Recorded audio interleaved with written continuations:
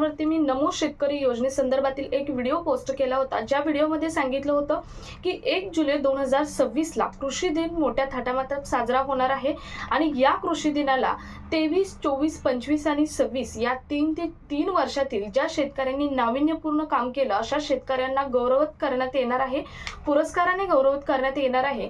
यामध्ये जवळजवळ 98 शेतकरी तर 10 कर्मचारी निवडलेले आहेत। असे बरेच शेतकरी आहेत 2023 पासूनचे।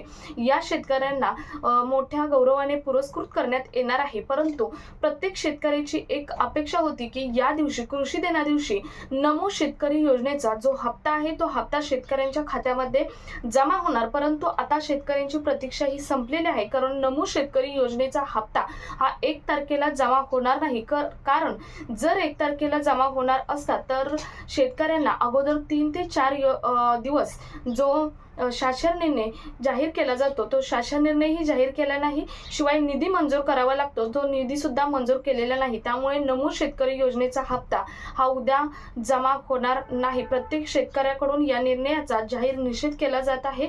सो हा व्हिडिओ प्रत्येक शेतकऱ्यांपर्यंत शेअर करा। भेटूयात पुढच्या एका नवीन अपडेट सोबत, तोपर्यंत धन्यवाद।